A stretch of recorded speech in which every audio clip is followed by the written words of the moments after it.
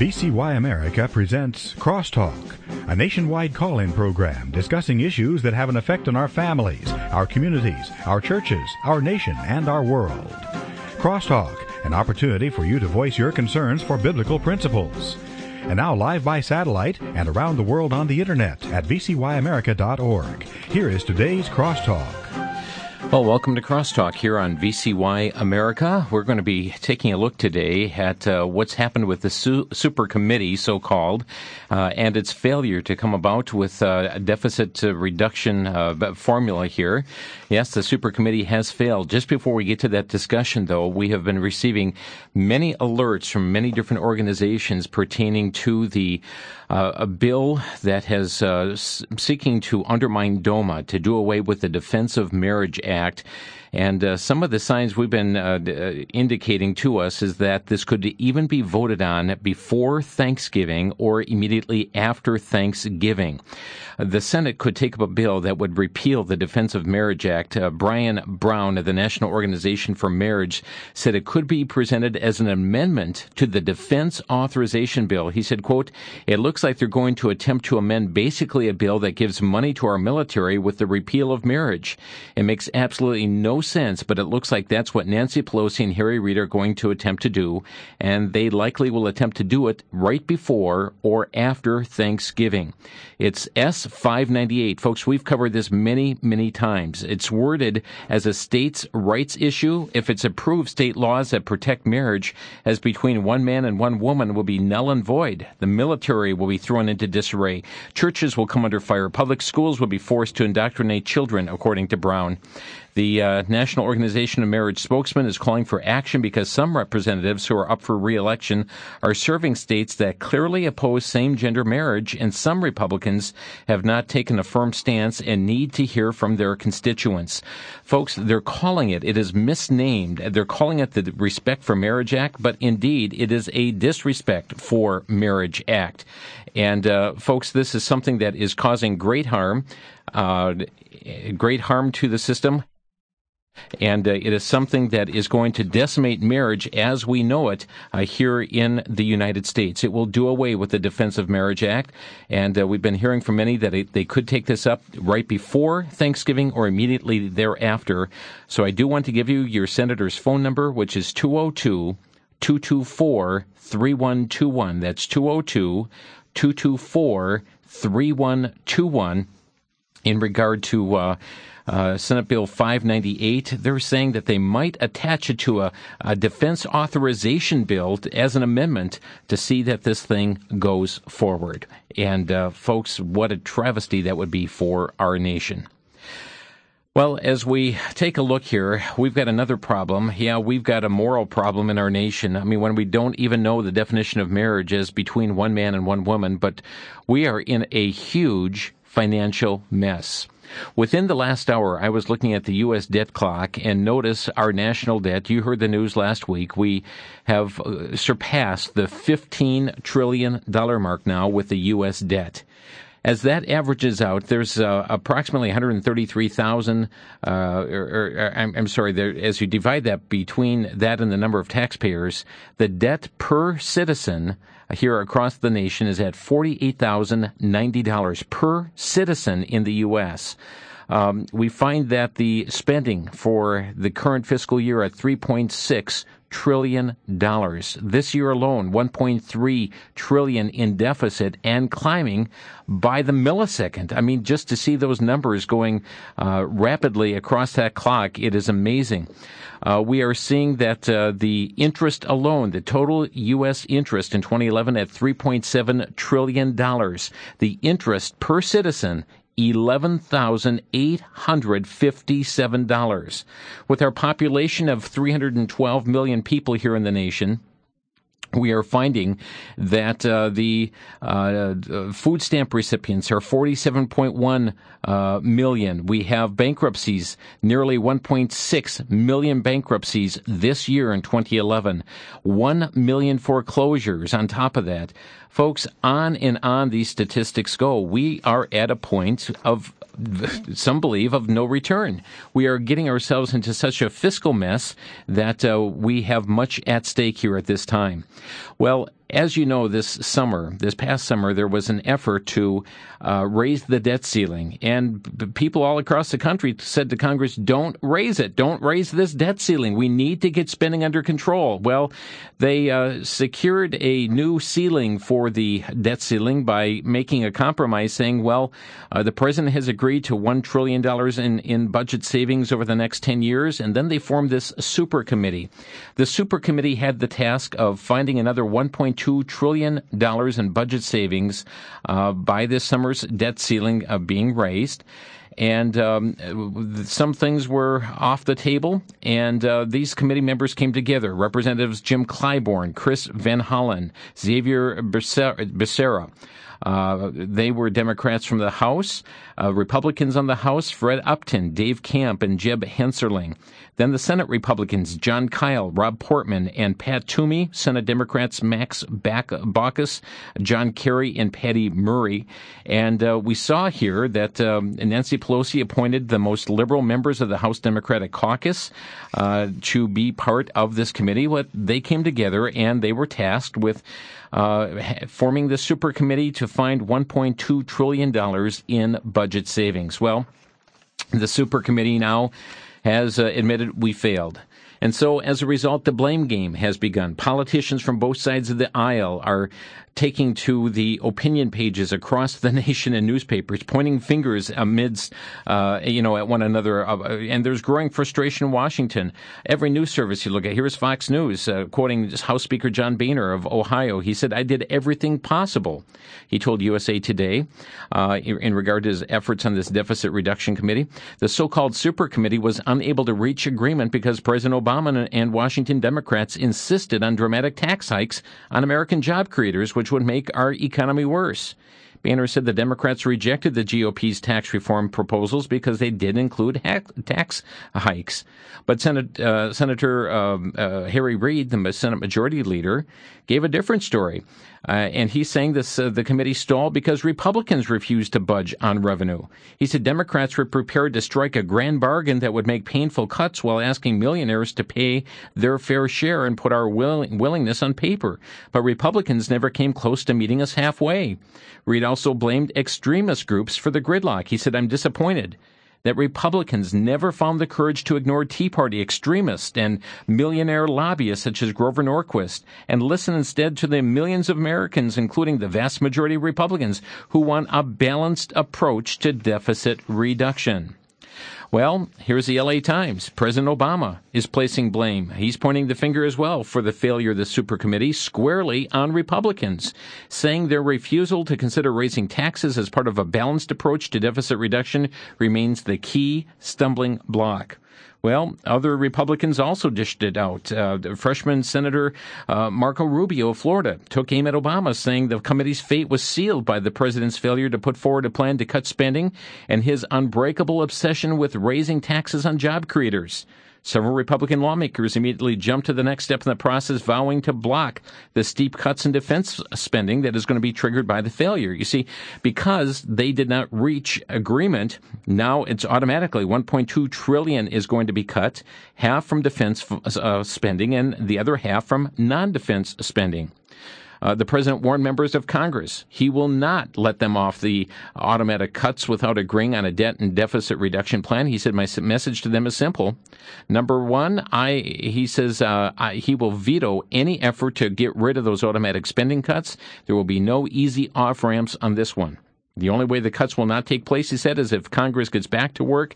They've got a year to figure it out, meaning that in this next year of 2012 is these budget cuts are supposed to get underway in 2013, and they wanted to have this in place because, the Social Security payroll tax reduction is at stake coming up on January 1st, and it's unknowns what will happen with that.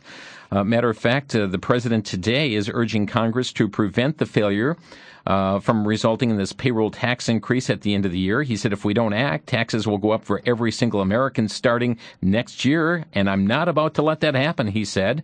But Republicans worry that this tax cut extension could undermine the solvency of Social Security. Others are opposed to any effort to pay for the renewal by taxing the wealthiest Americans. Last year's cut in the 6.2% payroll tax, which raises money for Social Security, was accomplished with borrowed money. White House Press Secretary Jay Carney, without specifically saying exactly how he wants another round of cuts paid for, said that the money should come from asking millionaires and billionaires to pay a little bit extra. A senior administration official said the president would not insist on the tax being paid for immediately. In other words, go ahead and cut the Social Security tax. We won't pay for them now. We'll figure that out later.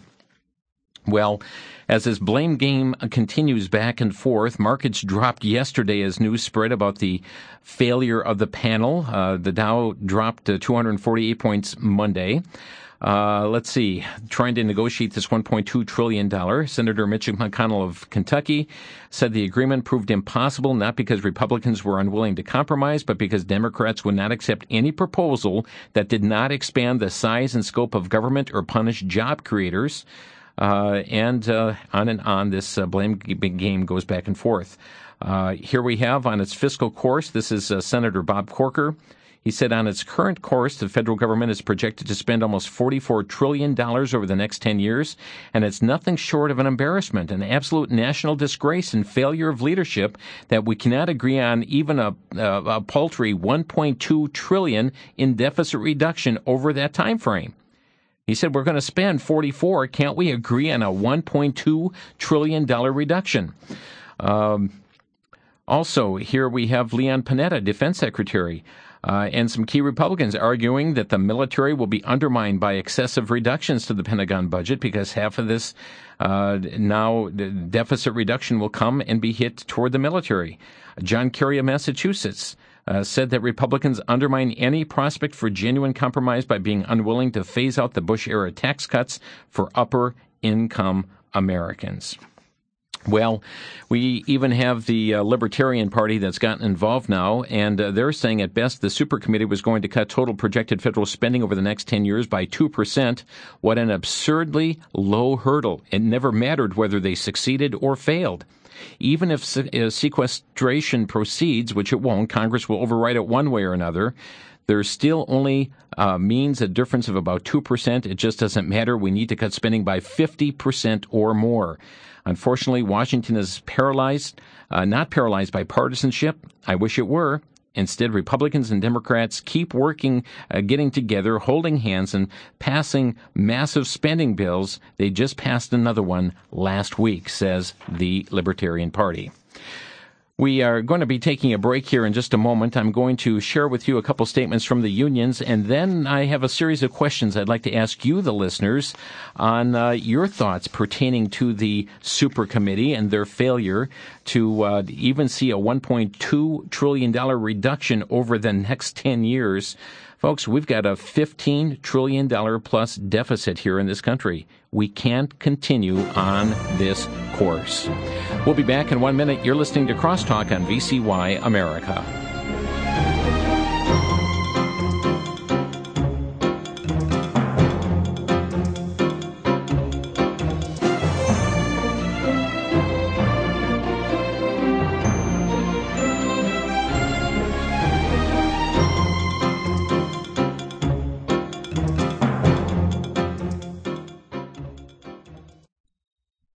Back to Genesis with Dr. John Morris, scientist and president of the Institute for Creation Research. Dr. Morris, which evolves quicker, plants or animals? Chris, we have to define our terms. Nothing evolves in the true evolutionary sense. Now, things do adapt, they do change, but no basic new types ever occur. Often plants do change more quickly, but sometimes less quickly. Recently, the fossil of a liverwort, dated at 450 million years old, was found, which was identical to modern-day mosses. They haven't changed at all. What's wrong here? What's wrong is the evolutionary concept. Evolution doesn't happen. What's wrong also is the 450 million years. That's a period of time that just didn't exist. A better idea is that God created everything, each basic kind, not very long ago, just like He says back in Genesis. Thanks, Dr. Morris. For more information, you can find us on the web at www.icr.org.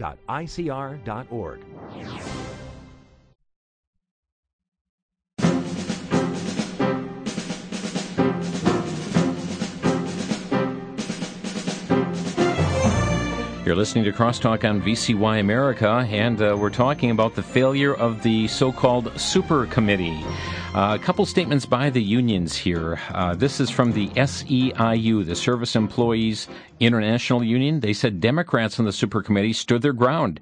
They insisted that everyone in America pay their fair share and prevented devastating cuts to Medicaid, Medicare, and other programs that millions of Americans rely on for their health care, long-term care, and their livelihoods.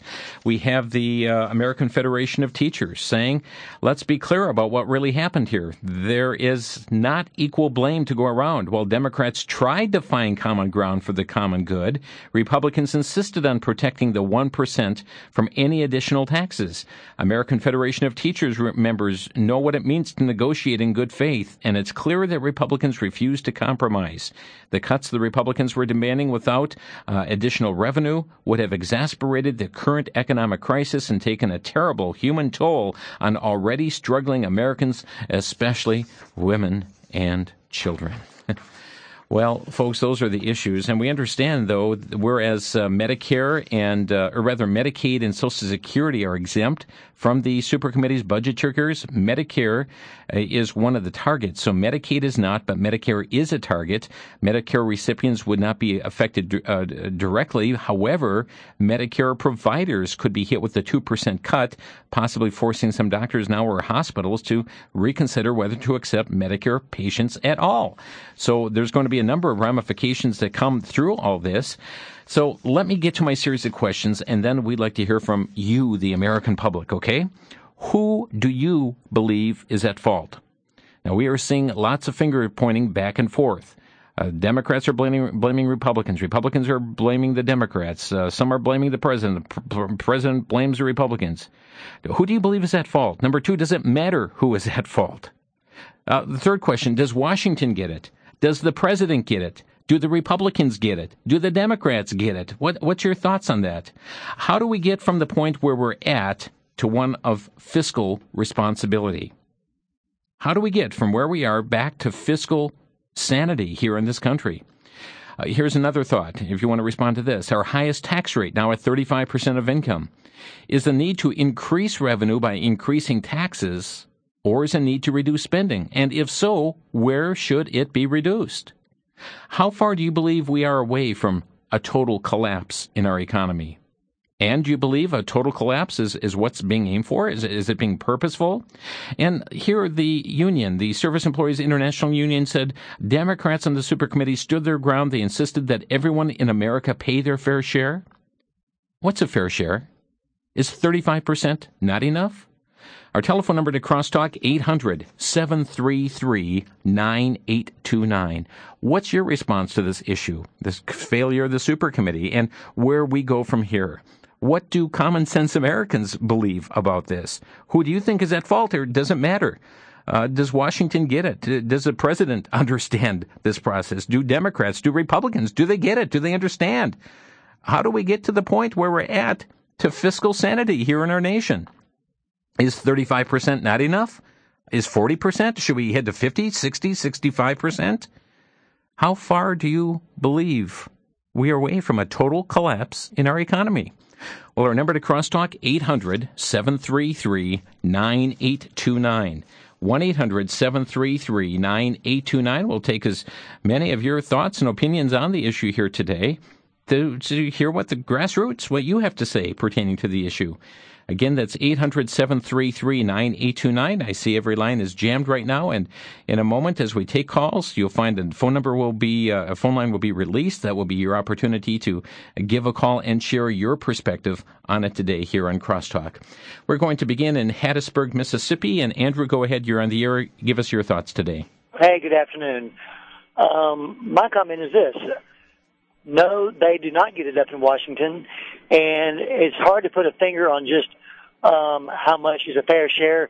I'm not sure you can really do that, but you can say that everybody, including the American public, is at fault at a very basic level because of the apathy in the voting polls, where people don't even participate in voting to vote some of these people out or to call their hand out on the carpet when the government gets steered opposite of the way campaign promises went things of that nature, and it's time to get back to some old school. Now, Andrew, when you said that Washington doesn't get it, are you referring to the Republicans? Are you referring to the Democrats, or both? I would have to say both, because for one thing, they don't get it from the standpoint that I would say that they probably get it that we're in trouble, but they don't get the fact that they can't continue to hold on to their power and their luxury and their condos and their summer homes and all the stuff that they have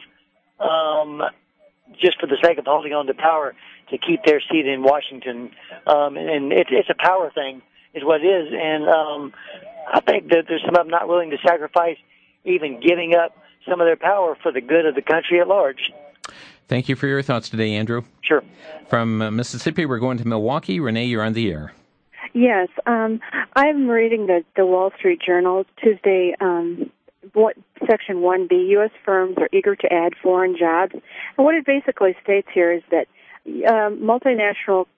multinational corporations add 1.5 million workers to their payroll in Asia and the Pacific region during the 2000s. So, I mean, the Republicans state that these are the job creators, these multinational corporations, but yet they've taken over 1.5 million jobs to other countries. Now, if we're going to give them tax breaks, okay, one second, Renee. I'll let you finish here. But when you're saying that these 1.5 million jobs have gone overseas, you're saying that's the fault of the Republicans that they've gone over there? Well, they're saying that these people are the job creators, but they've gotten the tax breaks, but they have not come through and been a real American and given Americans jobs. They've taken it to overseas. They've taken their tax breaks and reinvested it in foreign countries and not here. So I don't mind giving them a tax break, but they need to have some loyalty to Americans and the suffering that American people are going through right now and not be such a traitor. Okay, thank you for your thoughts. Let's go next to Bill in southeast Wisconsin. You're on the air, Bill. Yes, and thank you very, very much for the show. How are you? This is Jim. Go ahead. And thank you, Jim. How are you? Bill, your comment today, please. Okay, my apologies. To answer your first three questions, as much as I love the guy, I'm afraid the responsibility has to fall to George W. Bush, and I'll tell you exactly why. I love the fact that he tried to make or promoted greater loans to private individuals. I thought that was good. The only problem is when he took on the war in Iraq, when we won it, we should have taken war reparations to offset some of the outstanding costs of the war, and we didn't do that. And then secondly, the intent of taking Iraq was to be able to create a new democracy in that country so that it would offset the Iranian influence.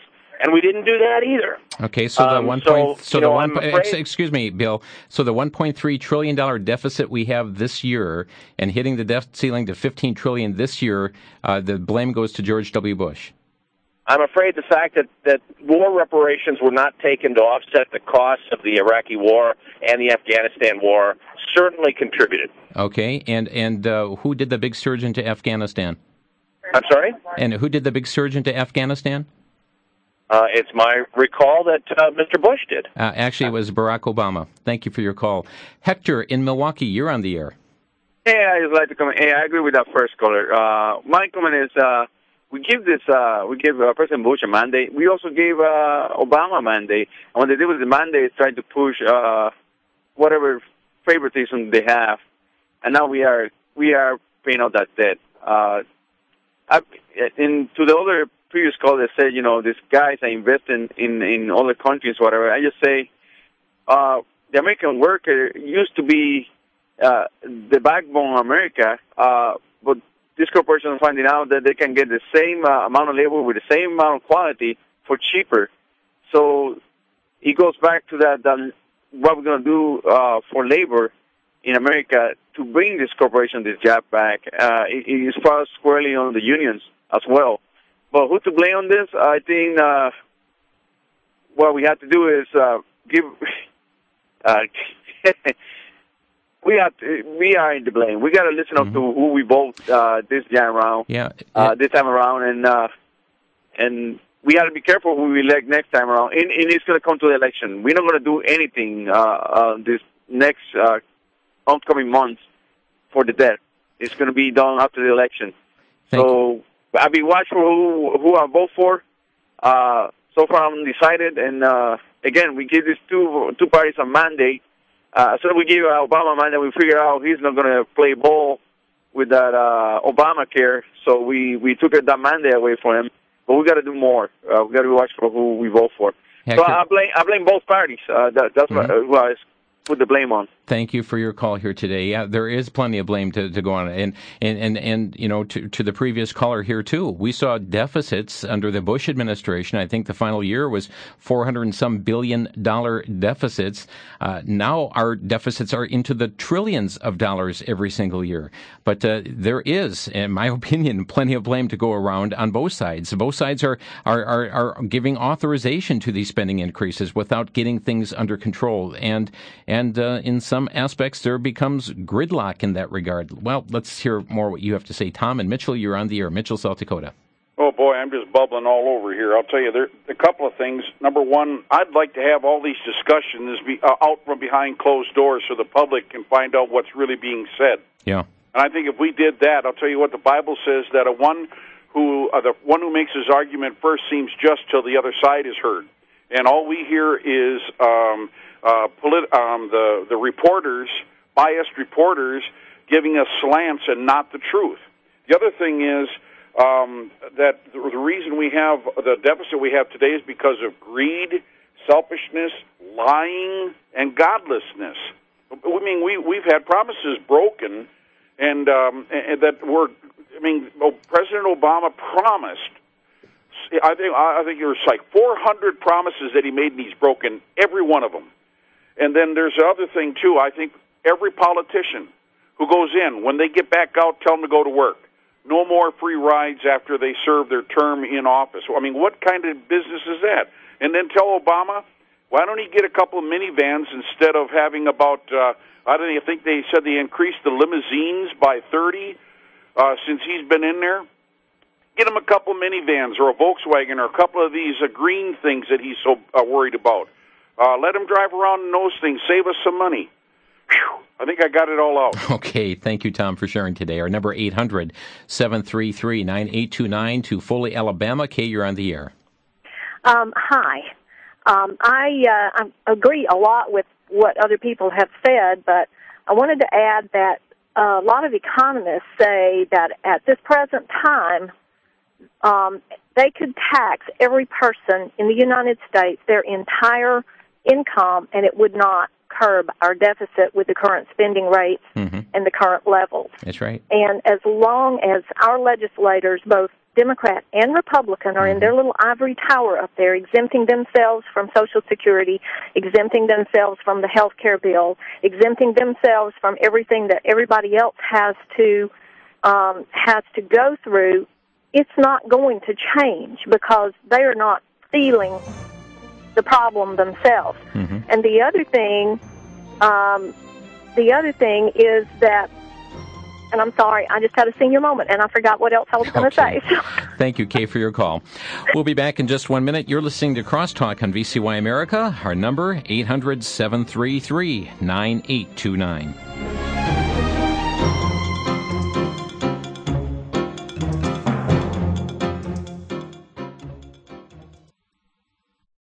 Is America on a collision course with God? In the book, As America Has Done to Israel, author John McTernan indicates there is a direct correlation between the alarming number of massive disasters striking America and our leaders pressuring Israel to surrender her land for peace. Costing hundreds of lives and causing hundreds of billions of dollars worth of damage, dozens of disasters, including devastating earthquakes, raging fires, hurricanes, floods, and tornadoes, have hit America, and always within just a short time after putting pressure on Israel. The book not only points out the correlation to these events, but also gives guidance as to what you can do as an individual, and what America can do to change the direction of our country in relation to Israel. Copies of the book, As America Has Done to Israel, are available for a donation of $17 or more to VCY America, and can be obtained by calling 1-800-729-9829. That's 1-800-729-9829.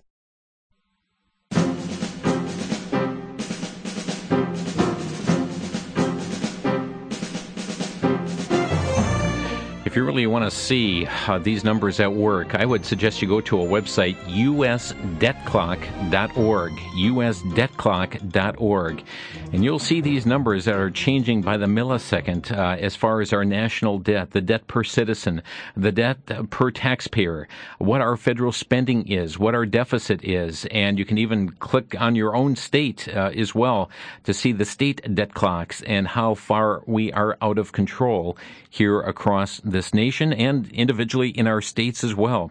And today on Crosstalk, as the super committee has broken down, the question is, who do you believe is at fault?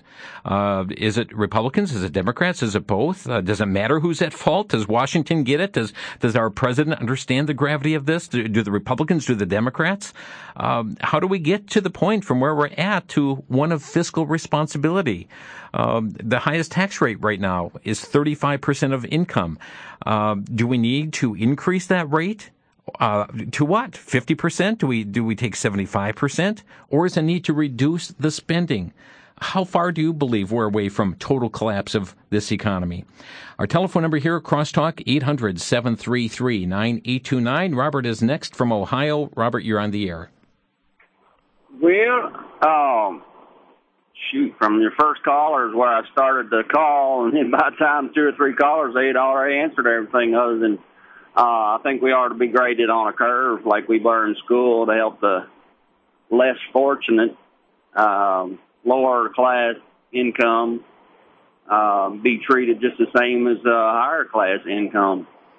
And how do you mean that? I mean, everybody should have the same standard of living as far as the same kind of house, the same kind of... your income, for instance, everyone gets certain, like was it Herman Cain, the 9% across the board? Thought that was a pretty good idea.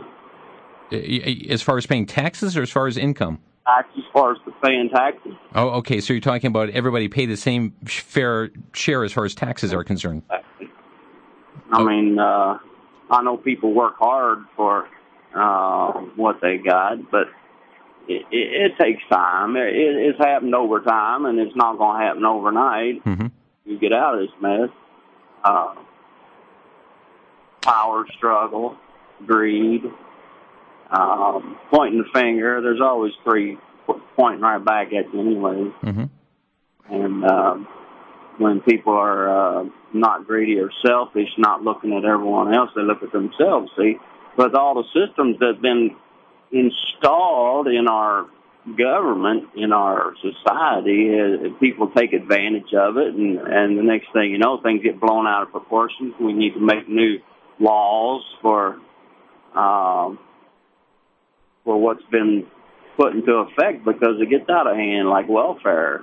Okay. Appreciate your call here, Robert. A need to tighten the belt. A need to tighten the belt. You know, you look at your own family income. You look at what your income is, and if you see you have no more income, then you need to cut back on spending, don't you? And so you look at where can we trim spending in our family, and so you have to bring it so those two things balance. But somehow in our federal government, we don't want to do that. Let's go to Sue in Ohio. You're on the air, Sue.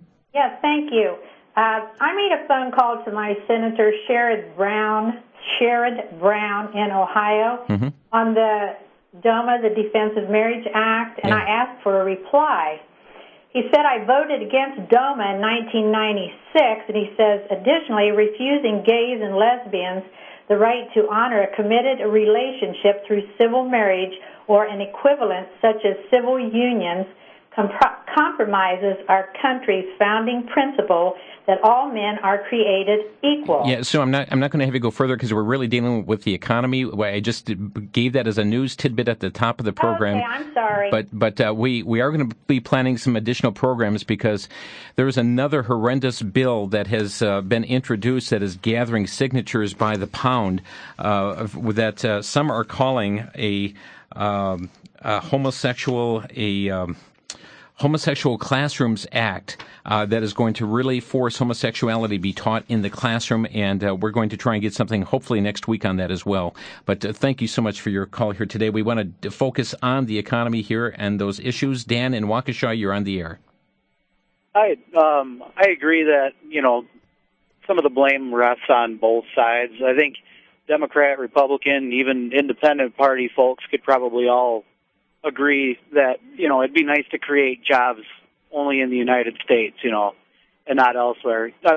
You had a caller who was pretty hot about it before, but we've got to come up with a number under $235,000 per person to create 1.8 million jobs in this country.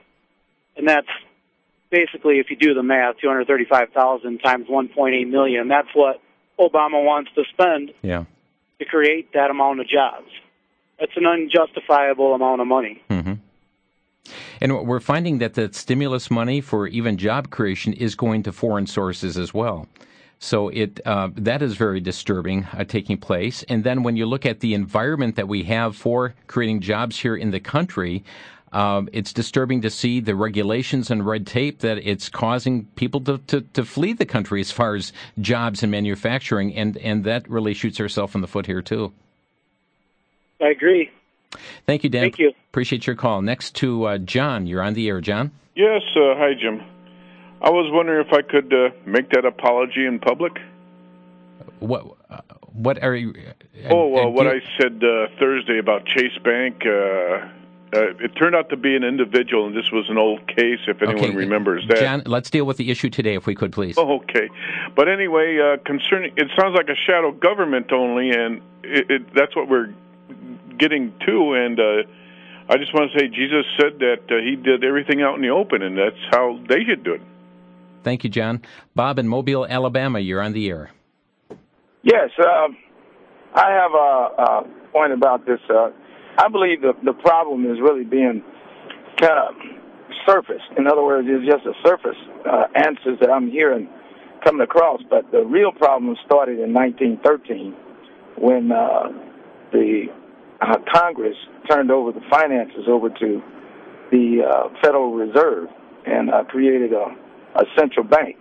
And that central bank is they have a concerted effort to destroy this country. And that is the main problem. And then when you really look at the past 3 years of President Obama's administration, all of this didn't start with him.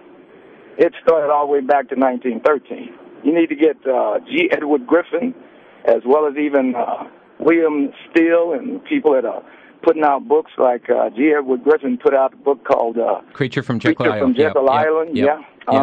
Yeah, we've done programs on that. So that's where the problem really started. Okay. And that's the reason why we have such debt. Okay, the question should be placed into the people's minds. Who do we owe the money to?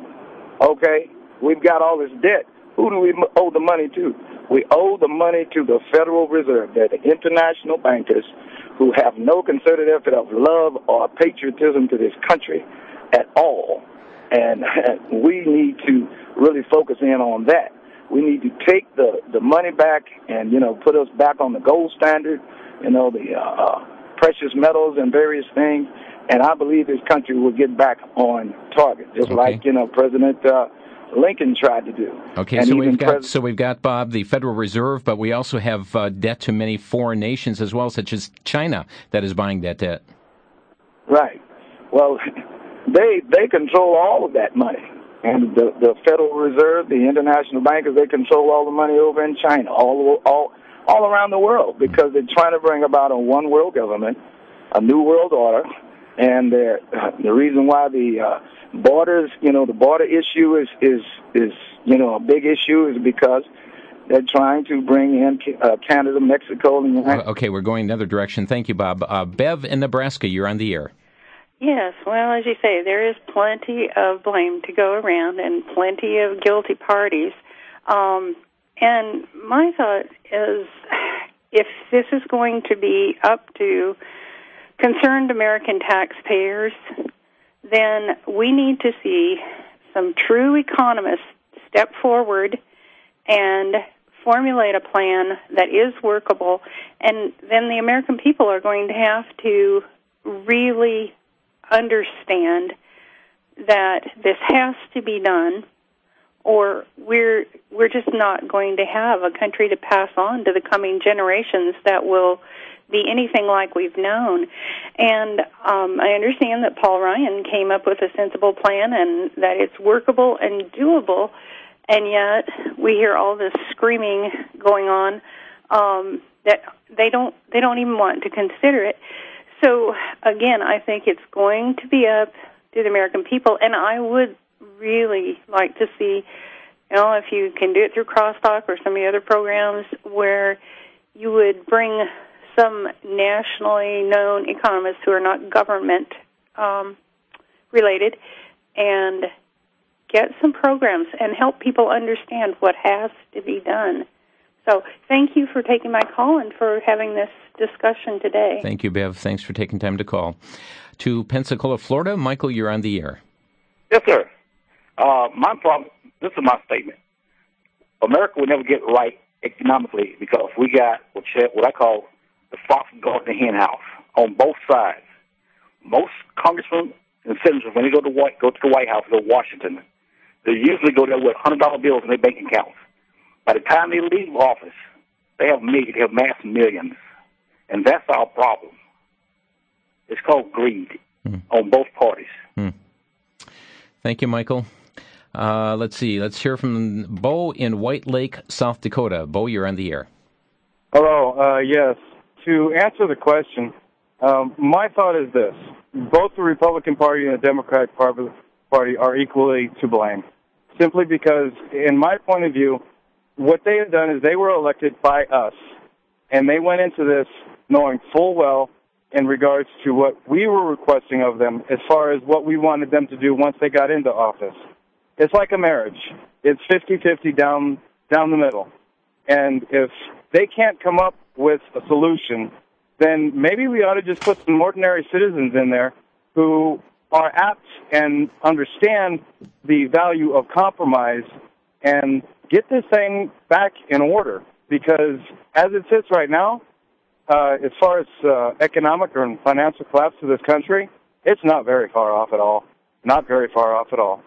And that's my thought, and I thank you for having me. Thank you, Bo. To Tigerton, Wisconsin. Marlene, you're on the air.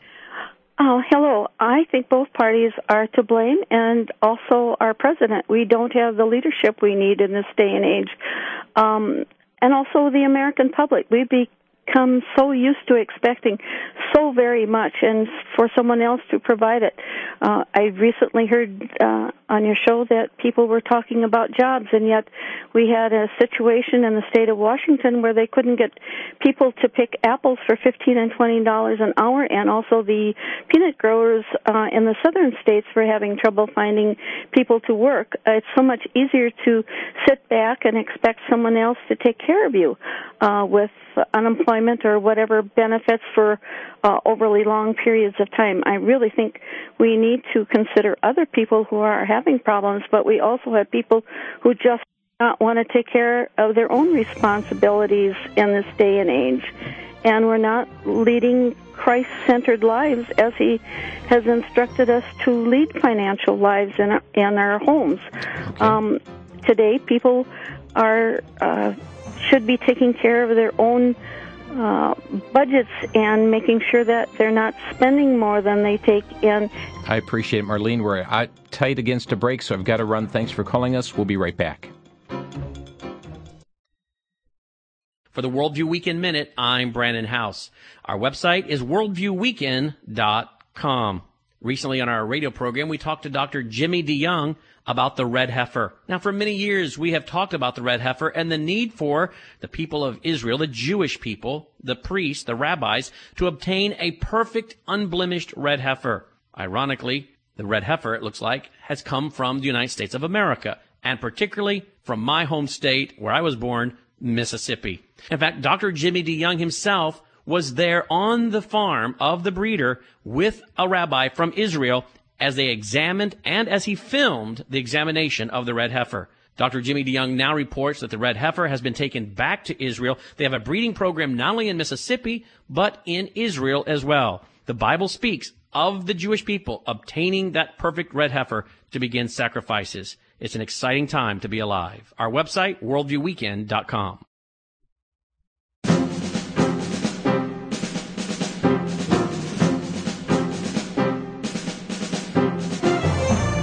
You're listening to Crosstalk here on VCY America. It is staggering, as I mentioned. Check out usdebtclock.org, usdebtclock.org.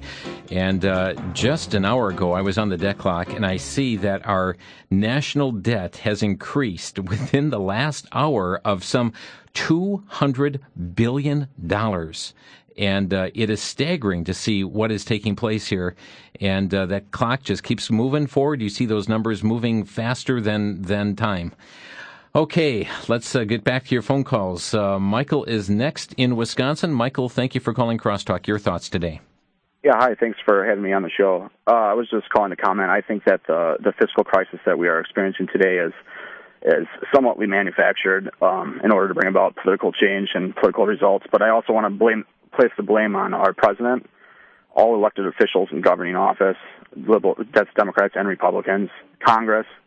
And I would like to say that it has started a long time ago. It's really a problem that goes back to Satan, really. And the lady touched on it a little bit before with Christian values being wrought down the drain with a hard day's work. And not only that, and then we elect lazy work produces lazy education and laziness about in every fashion of life, which even in politics, when we elect the wrong officials into office, which are both essentially liberals, there's not really a difference. But anyway, in 1930, FDR had a large hand in liberal fiscal policies, and Lyndon B. Johnson also had a real large hand in destroying America.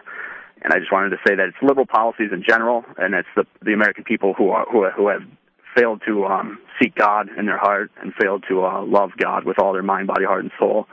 And therefore we have a lapse, and we live in a wicked generation. And I think that a lot of the economic crisis of today is we're purposely spending ourselves into collapse. I think that the Federal Reserve also, the other call on that in 1915, that was a key event because the interest rates can be switched by private people on their discretion, and it also allows for inflation to happen if we're not backed by the gold standard. So between abandoning the gold standard and between abandoning and then entitlements and us dumbing down and electing downright demon-possessed people who are running this country to try to make it a socialist nation or a mid between that and try to redistribute wealth and have control and take over everything like they've been trying to take over as of recently. And that's my comments that I would have to have on that. Thank you, Michael. Appreciate your call here today. Just to correct myself, I said $200 billion that had increased. I meant $200 million that had increased from just the last hour here on the debt clock. Next to Bay Minette, Alabama. Donna, you're on the air. Yes, sir. I wanted to say thank you for your show. And I'm on the computer now looking at an article from Kurt Badenhausen. He's part of the Forbes staff. And he reported today that Texas has added 1.2 million jobs since period in December of 2000, while the United States as a whole had lost 1.1 million as jobs. As that in that same amount of time, there was a lady that was talking about how many jobs were overseas, and I just appreciate that Texas is so well run. Okay, thank you, Donna. Ringgold, Georgia. Doug, you're on the air. Oh, yeah, a couple callers ago talked about the poor folk. I believe that Jesus said they're going to be here always, didn't he, when he left in the ascension? Mm-hmm. And another thing, when I was in the union, young guy, friendship program, I'll never forget the instructor telling us this. Now, boys, don't get on the job, union this, union that. He said, the union does not pay your salary. Whoever signs your paycheck does. And bear in mind, this guy was 100% union. I'll always remember that. Oh, good old Buck Fairbanks. He's in heaven now. Thank you, Doug. Appreciate your call.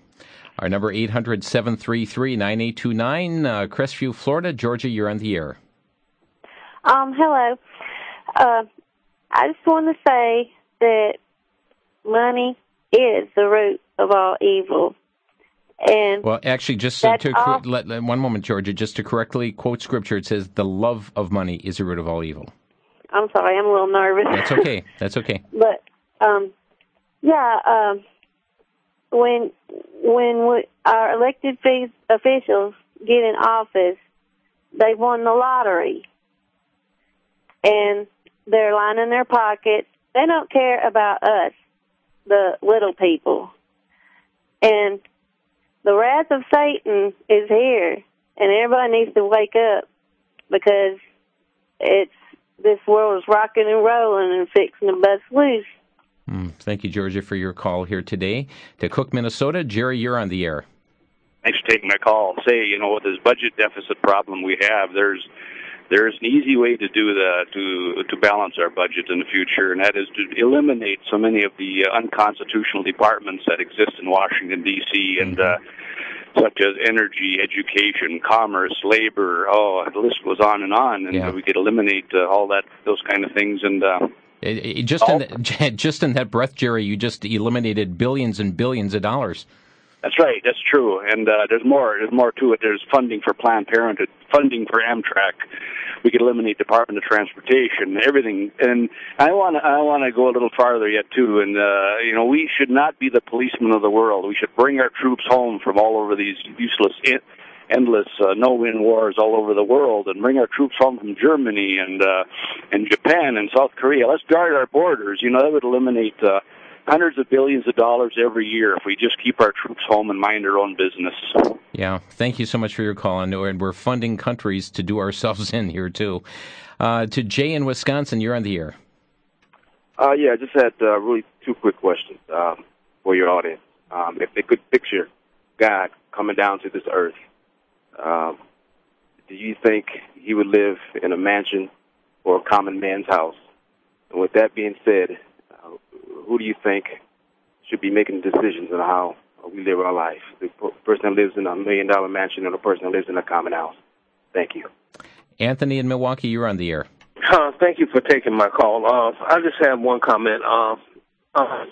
The committee that you were talking about, I think they are all to blame. And one more comment, and then I'll get off. And I think that everybody so far that's been talking has been talking about the Democrats, Republicans, or both. I think we're all to blame, not just them, but all of us. We're the ones that vote the people in there, and we're the ones that get suckered and they go their way and don't listen to the people. But we're all to blame. Thank you. Thank you, Anthony. And that's all the time on Crosstalk here today.